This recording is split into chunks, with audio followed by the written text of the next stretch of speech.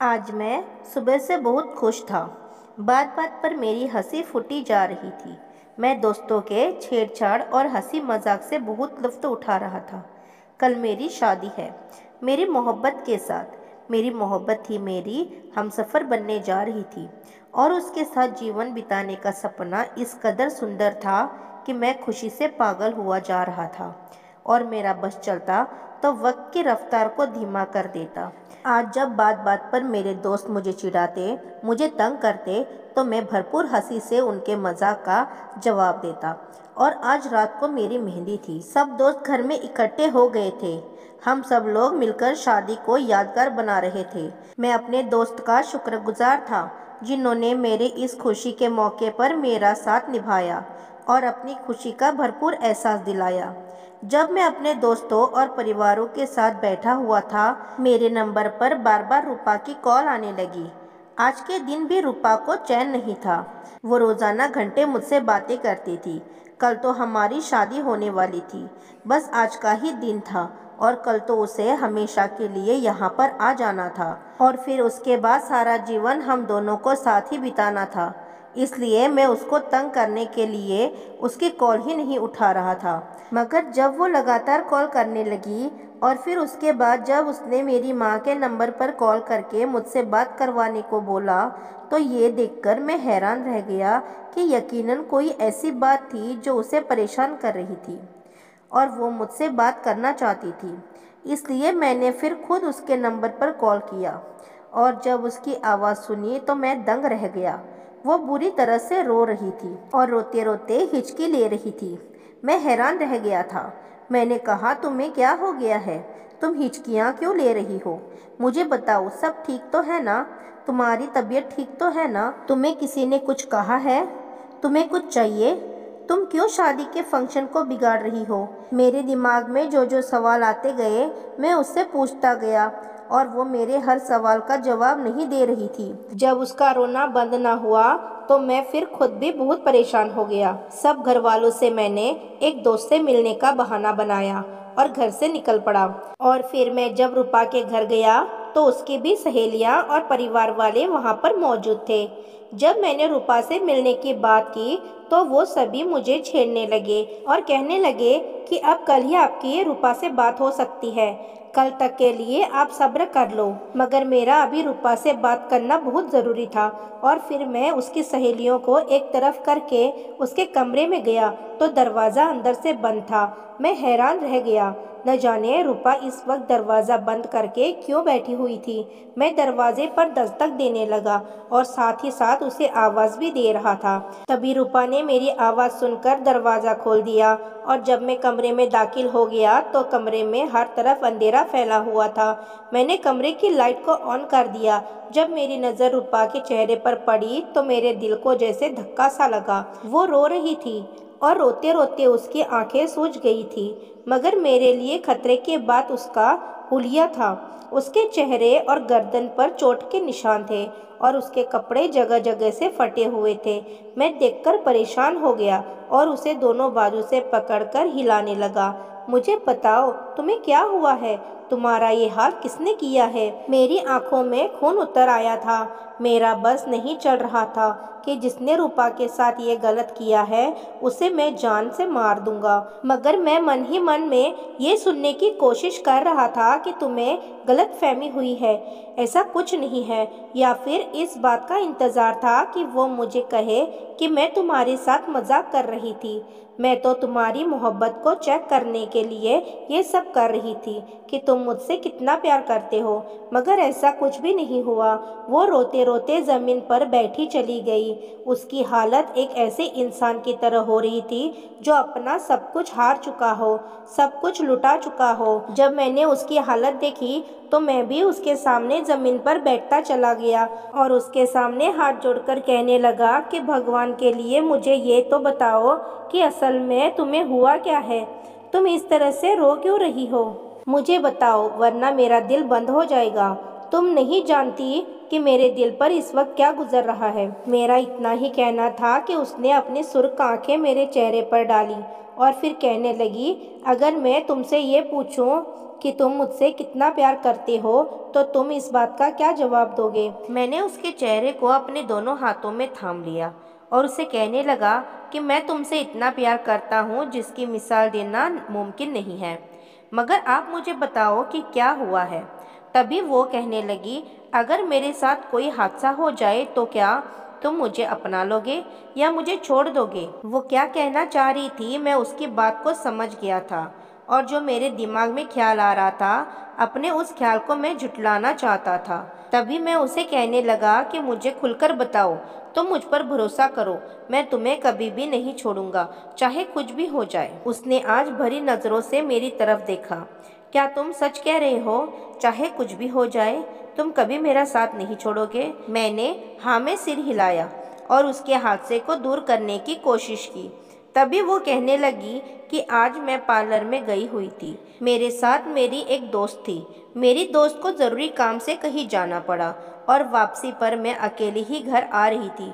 रास्ते में मेरी गाड़ी खराब हो गई और तभी मैं घर कॉल करके किसी को बुलाने वाली ही थी, तभी किसी ने मेरे मुंह पर हाथ रख दिया और मुझे खींचता हुआ जंगल में ले गया। वो एक गाड़ी में बिठाकर न जाने कहाँ लेकर गया।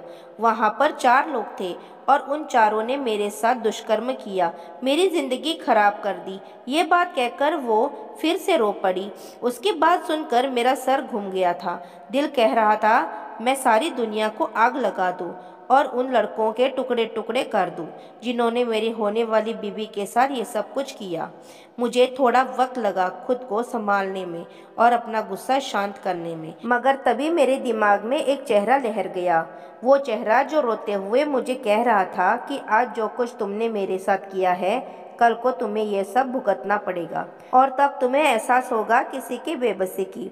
जब कोई इंसान बेबसी की हालत पर होता है उसके दिल से जो आ निकलती है तो वो अगली इंसान को भी तबाह बर्बाद कर देती है। जिस तरह तुमने मुझे बर्बाद किया है कल को तुम भी इसी तरह बर्बाद हो जाओगे। तुमने मेरे दिल की खुशी छीन ली है तो तुम्हें भी खुशी नसीब नहीं होगी। ये सारी बातें किसी फिल्म की तरह मेरी आंखों के सामने चलने लगी थी और फिर मैं अपना सर दोनों हाथों में थाम के रह गया था। समझ नहीं आ रहा था क्या करूं। मेरा दिल कह रहा था कि रूपा को इस हालत में तना छोड़कर चला जाऊं और फिर दिमाग कह रहा था कि नहीं, मुझे ऐसा नहीं करना चाहिए। रूपा के साथ जो कुछ हुआ है वो मेरे ही गुनाहों का नतीजा है और अगर मैंने रूपा को छोड़ दिया तो उसे ज़िंदगी से भरोसा उठ जाएगा। और वैसे भी उसके साथ जो कुछ हुआ है इसमें उसका कोई कसूर नहीं है। ये बेगुनाह है, ये मासूम है और इसको मैं किसी दूसरे के किए की सज़ा कैसे दे सकता हूँ। मेरे दिलो दिमाग में जैसे जंग छिड़ी हुई थी। दिल कुछ कह रहा था और दिमाग कुछ कह रहा था और रूपा की मोहब्बत मुझे उसकी तरफ खींच रही थी। वो मुझे बार बार एहसास दिला रही थी कि मेरे होने वाली बीवी को मुझसे पहले कोई और इस्तेमाल कर चुका था और मैं सोच रहा था कि दोबारा उसे कैसे अपनाऊं। तभी मैंने उसे उन लड़कों के बारे में पूछा। वो जो कुछ भी जानती थी उसने मुझे बता दिया और फिर मैं लंबी लंबी सांस भरते हुए वहाँ से उठकर आ गया। रास्ते में उसकी सहेलियाँ मुझे छेड़ने लगी। अगर ये हादसा ना हुआ होता तो मैं ये छेड़खानी का लुत्फ उठा रहा होता, इस बात का भरपूर जवाब भी देता, मगर अब जो कुछ मुझ पर बीत चुका था उसके बाद मैं किसी की मजाक का जवाब देना तो दूर की बात, मैं किसी से नजरें मिलाने के काबिल खुद को नहीं समझ रहा था। बार बार मेरी वहम के पर्दे पर वो चेहरा लहरा रहा था और बार बार आंखों के सामने रूपा का आंसू भरा चेहरा भी नजर आ रहा था। मैं क्या करूं क्या नहीं। फिर मैं अपने एक दोस्त के पास गया। मेरा वो दोस्त मेरी हर बात से वाकिफ था, मेरी हर बात जानता था। तभी मैंने उसे कहा कि मैं एक काम करना चाहता हूँ, मगर ख्याल रहे कि उस काम में मेरा नाम ना आए। मेरा दोस्त मेरी बात सुनकर हैरान रह गया और कहने लगा कि ऐसी कौन सी खास बात है जो तुम करना चाहते हो और तुम इस बात की भी परवाह कर रहे हो कि तुम्हारा इसमें नाम ना आए। मैंने अपने दोस्त को कहा कि अपने साथ 4 दोस्तों को मिला लो और फिर मेरे साथ चलकर मेरे होने वाली बीवी के साथ। मेरी गिनती एक हैंडसम नौजवान लड़कों में होती थी। लड़कियां मुझे देखते ही मुझ पर लट्टू हो जाती थी। एक तो मेरा खूबसूरत चेहरा था तो दूसरी तरफ मेरा स्टेटस भी बहुत बड़ा था। मेरे पास बड़ी सी गाड़ी थी और मुझे रुपये पैसों की भी कोई कमी नहीं थी।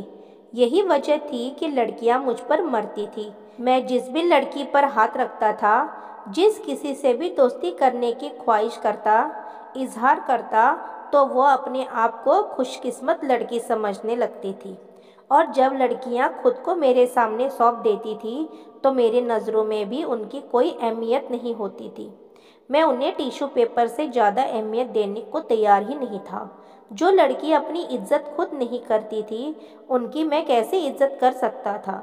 जब मैं लड़कियों को टिश्यू पेपर की तरह इस्तेमाल करता था, तो उसके बाद वो रोते हुए मेरे पास आती थी और मुझसे शादी करने की जिद करती, मुझसे बात करने के लिए मिन्नतें करती, मगर तब तक मेरा उनसे दिल भर चुका होता था। मैं उनसे बात नहीं करता था और उन्हें धिक्कार देता था, जैसे कि मैं उन्हें जानता तक नहीं हूँ।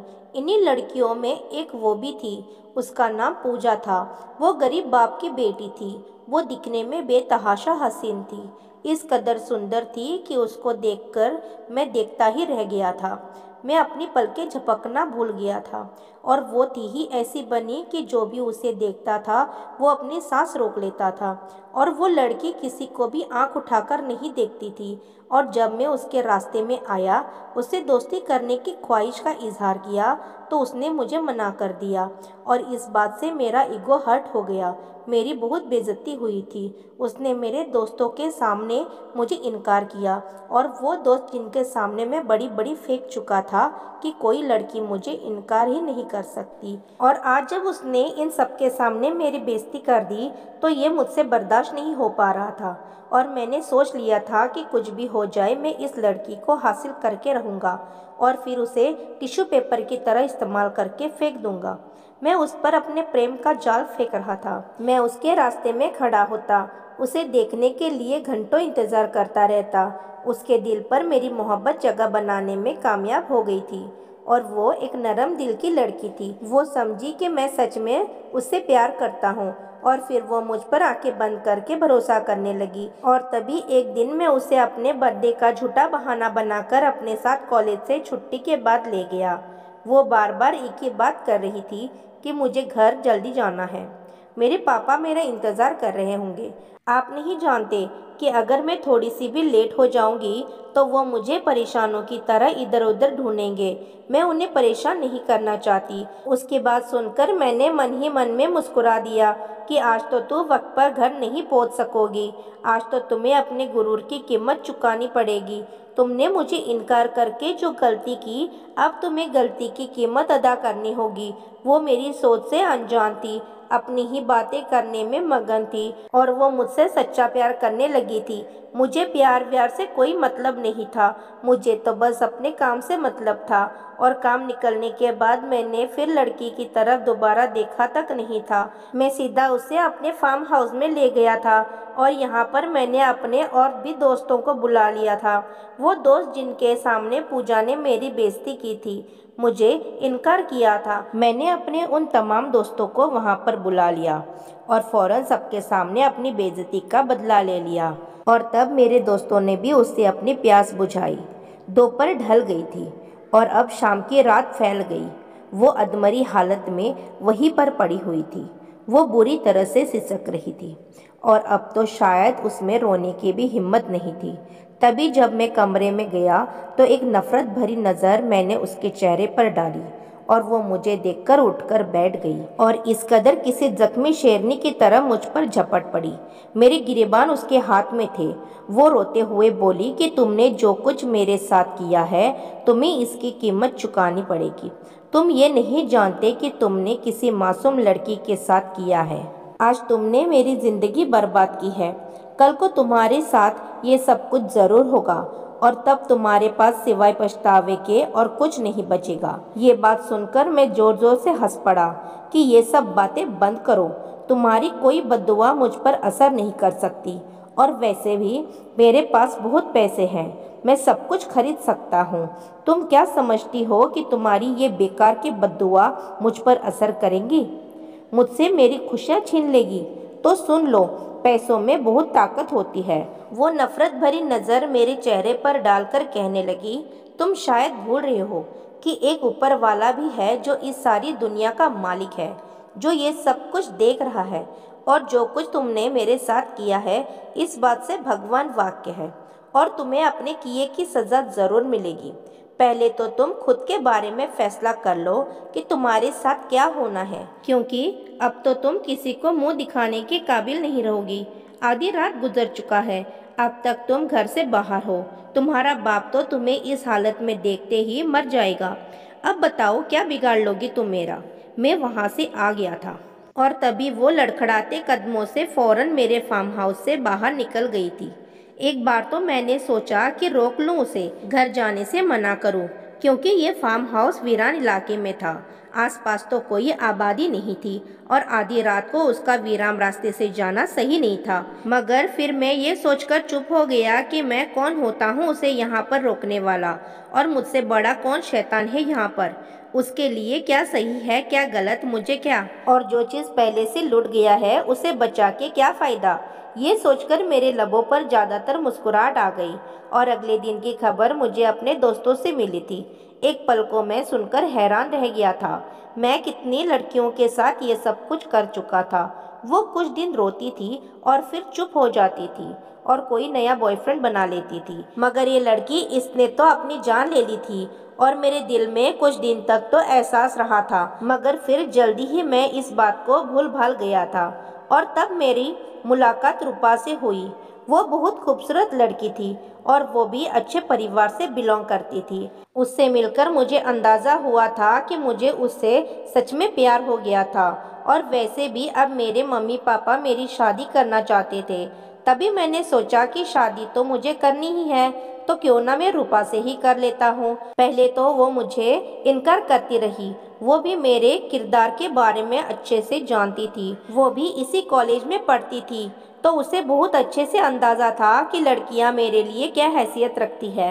मगर जब मेरे माँ बाप उसके घर में उसका रिश्ता लेने के लिए गए, तब रूपा को इस बात पर यकीन आ गया कि मैं उससे सच्चा मोहब्बत करता हूँ, और फिर वो भी मुझे पसंद करने लगी और हम दोनों की रजामंदी से हमारा ये रिश्ता तय हो गया। और अब मेरी उसके साथ शादी होने वाली थी, और शादी से एक दिन पहले रूपा मुझे ये कह रही थी कि उसको किसी ने बर्बाद कर दिया है, उसकी दुनिया लूट गई है। और उसकी दुनिया लूटने वाला कौन था? किसकी इतनी जुर्रत थी जो मेरी होने वाली बीवी की तरफ आंख उठाकर देखा और उसके साथ ये सब कर गया। ये सोचकर ही मेरा खून खौल उठा। मैं उन लोगों से बदला लेना चाहता था, उनसे इस चीज़ का इंतकाम लेना चाहता था। और तभी मैं अपने दोस्त के पास गया, और जब मैंने ये कहा कि मुझे अपनी बीवी के गुनहगारों को पकड़वाना है, उन्हें उनके किए की सज़ा देनी है, तो मेरा दोस्त मेरे मुंह की तरफ देखने लगा और कहने लगा कि जज्बाती होकर कोई फैसला मत करो। तुम इन सब में पुलिस की मदद ले सकते हो और पुलिस की मदद से तुम उसके गुनहगारों तक पहुंच सकते हो। मगर मैं गुस्से से देखकर बोला कि मुझे किसी की मदद नहीं चाहिए और मैं सारे कानून तोड़ दूंगा। तुम नहीं जानते कि मेरे अंदर इस वक्त कैसी आग लगी हुई है। जब तक ये आग बुझ नहीं जाती तब तक मैं चैन से नहीं बैठूंगा, और ये आग तब बुझेगी जब तक मैं उन चारों गुनहगारों से बदला नहीं ले लेता। तुम मेरे साथ चल रहे हो या मैं अभी के अभी दोस्ती खत्म कर दूं। मेरी धमकी सुनकर वो चुप हो गया और फिर उसने अपने दोस्त को बुलाया। मैंने उन लड़कों का हुलिया अपने दोस्तों को बताया, तो थोड़ी ही देर में उसने उन लड़कों के बारे में पता कर लिया, और जब उनकी लोकेशन हम लोगों ने देखी तो ये देखकर मैं हैरान परेशान रह गया कि वो लड़के इस वक्त मेरे फार्म हाउस में मौजूद थे। इस वक्त वहाँ पर क्या कर रहे थे?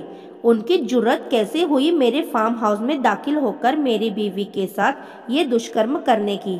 तभी मैं खौलते खून के साथ अपने दोस्तों को लेकर अपने फार्म हाउस में चला गया, और जब मैं फार्म हाउस में दाखिल हुआ तो मैंने देखा कि मेरा सिक्योरिटी गार्ड एक तरफ बेहोश पड़ा हुआ था। सबसे पहले तो मैंने उसे होश में लाया, और जब वो होश में आया तो फिर हैरत से इधर उधर देखने लगा और कहने लगा कि यहाँ पर ज़बरदस्ती कुछ लड़के घुस आए थे। उसके साथ एक लड़की भी थी। मैंने उन्हें रोकने की बहुत कोशिश की, मगर उन्होंने मेरी एक भी नहीं सुनी। उन्होंने फिर मुझे जख्मी कर दिया और मैं बेहोश हो गया। इसका मतलब था कि वो रूपा को इसी फार्म हाउस में लेकर आए थे, क्योंकि रूपा को मैं कभी भी यहाँ पर नहीं लेकर आया था। इसलिए वो नहीं जानती थी कि ये मेरा फार्म हाउस है। वो मेरे ही घर में घुसकर मेरी ही बीवी के साथ ये सब कुछ कर गए थे। मैंने पूरा फार्म हाउस छान मारा, वो लड़के कहीं भी नहीं थे। फिर मैं सबसे आखिरी कमरे में गया। जैसे ही मैंने दरवाज़ा खोला तो वो सब वहीं पर मौजूद थे। उनमें से कोई बिस्तर पर लेटा हुआ था तो कोई सोफे पर था। उनके हाथों में पिस्तौल भी थी और किसी के हाथ में खंजर थे। वो सब तो पूरा इंतजाम करके बैठे थे। मुझे देखकर उनमें से एक लड़का कहने लगा कि हम तुम्हारा ही इंतजार कर रहे थे। अर्जुन, तुम बहुत लेट आए हो। मुझे तो लगा था कि तुम फौरन ही आ जाओगे। क्या तुम्हें अपने होने वाली बीवी से इतना भी प्यार नहीं है जो अब आए हो? क्या तुम भी हमसे डर गए थे? मैंने गुस्से से उन पर हमला करना चाहा, पर मेरे दोस्तों ने मुझे काबू कर लिया। मुझे कहने लगा कि जोश में नहीं, होश से काम लो। ये लोग भी खाली नहीं आए हैं, पूरी तैयारी के साथ यहाँ पर मौजूद हैं और मुझे लगता है कि इन लोगों की तुम्हारे साथ दुश्मनी है और ये जो कुछ भी हुआ है उन्होंने तुम्हारी दुश्मनी में ही किया है। अपने दोस्त की बात सुनकर मैं सोच में पड़ गया। मुझे कुछ भी अंदाजा नहीं था। तभी मैंने उस लड़के से पूछा कि तुम कौन हो और क्या तुमने मेरी होने वाली बीवी के साथ ये सब कुछ मेरी वजह से किया है? तो वो कहने लगा कि तुम बहुत समझदार हो। तुम्हारी बीवी के साथ जो कुछ भी हुआ है वो सिर्फ तुम्हारी वजह से हुआ है। यह सुनकर मैं हैरान रह गया। तुम लोगों को मैं जानता तक नहीं हूँ। तुम लोग मेरे साथ ऐसा क्यों कर रहे हो? तुम हमें नहीं जानते मगर हम तुम्हें जानते हैं और सारी जिंदगी तुम इस सज़ा को, इस बात को बर्दाश्त करो। सारी बातें मेरे सर के ऊपर से गुजर रही थी। तभी मैंने उससे कहा कि जो कुछ भी है साफ साफ खुलकर कहो, मैं तुम्हारी कोई बात नहीं समझ पा रहा हूँ। तभी वो कहने लगे कि तुम्हें याद कहाँ से होगा, कुछ टाइम पहले तुम्हारी ज़िंदगी में एक लड़की थी जिसको तुमने इस्तेमाल करके टिश्यू पेपर की तरफ फेंक दिया। उसकी बातें सुनकर मैं चुपचाप रह गया था। ये तो मैंने बहुत सी लड़कियों के साथ किया था और फिर दोबारा उनकी तरफ पलटकर नहीं देखा था, मगर ये लड़का न जाने किस लड़की की बात कर रहा है। वो जोर से हंस पड़ा। हाँ, तुम्हारी ज़िंदगी में कोई एक लड़की तो नहीं थी। तुमने तो न जाने कितनी लड़कियों की ज़िंदगी बर्बाद की है और अब ये बात तो तुम्हें भी याद नहीं होगी। चलो मैं तुम्हारी मुश्किल आसान कर देता हूँ। मैं तुम्हें बता देता हूँ कि मैं किसी और की नहीं बल्कि पूजा की बात कर रहा हूँ, जिसने तुम्हारी वजह से खुदकुशी कर ली और तुम उसके मुजरिम होने के बावजूद भी अभी तक आज़ाद घूम रहे हो, क्योंकि हमारे पास तुम्हारे खिलाफ एक भी सबूत नहीं था। तभी तुम कानून के गिरफ्त से आज़ाद हो। और वैसे भी तुम्हारे जैसे बड़े लोगों का कानून भी तो कुछ नहीं बिगाड़ सकता। तुम बड़े बाप के बेटे हो। अगर तुम्हारे खिलाफ सबूत मिल भी जाता तो पैसे देकर तुम खुद को छुड़वा सकते थे। उसके बाद उसकी बात सुनकर मेरी आंखों के सामने पूजा का चेहरा घूमने लगा और उसकी वो तस्वीर भी मेरी आंखों के सामने लहराने लगी जो अखबार में छपी थी। मैंने उस लड़के से पूछा कि तुम कौन हो, तुम्हारा उससे क्या ताल्लुक था? वो जालिम अंदाज में हंस पड़ा और कहने लगा कि पूजा मेरी मुंह बोली बहन थी, उसकी किसी भी लड़के के साथ दोस्ती नहीं थी। तब मैं तुम्हारे बारे में कुछ भी नहीं जानता था। मैंने उसके सारे दोस्तों से पता कर लिया मगर किसी को भी उसकी मौजूदगी के बारे में कुछ मालूम नहीं था। वो रात उसके पापा की ज़िंदगी की आखिरी रात थी। जब आधी रात तक उसकी बेटी घर नहीं आई तो वो अपने दिल को पकड़कर ज़मीन पर बैठता चला गया और उसके दिल का दर्द उसकी जान लेकर ही माना। पूजा फटी फटी हालत में घर आई तो घर में मोहल्ले के कितने लोग जमा थे और मैं भी वहीं मौजूद था। पूजा की हालत देखते ही मैं समझ गया कि वो किस दर्द से गुजर कर आ रही है। तभी मैं उसे लेकर एक अलग कमरे में चला गया और उसे पूछने लगा कि ये सब क्या है। तब उसने मुझे रोते हुए तुम्हारे बारे में बताया था और ये सुनकर मुझे बहुत दुख हुआ था, मगर मैं एक गरीब बाप का बेटा था, मैं तुम्हारा कुछ नहीं बिगाड़ सकता था। और पूजा को मैंने तसल्ली दिया मैं उसकी ज़रूर मदद करूँगा, मगर उसने शायद मेरी बात का यकीन नहीं किया। वैसे भी तुम उसकी ज़िंदगी बर्बाद कर चुके थे और उसके पिता भी इस दुनिया से चले गए थे। शायद यही वजह थी कि उसने मौत को गले लगाना बेहतर समझा और इस दुख भरी ज़िंदगी से छुटकारा हासिल कर लिया। मगर तभी मैंने सोच लिया था कि तुमसे इस चीज़ का बदला ज़रूर लूँगा। और जब मुझे अंदाज़ा हुआ कि तुम रूपा से बहुत मोहब्बत करते हो और तुम्हारी कल उसके साथ शादी होने वाली है, तभी फिर मैं रूपा को लेकर यहाँ पर आ गया। और जिस कमरे में तुमने पूजा की ज़िंदगी बर्बाद की थी, उसी कमरे में रूपा के साथ हम लोगों ने उसे लूट डाला। उसकी बात सुनकर मैं ज़मीन पर बैठता चला गया।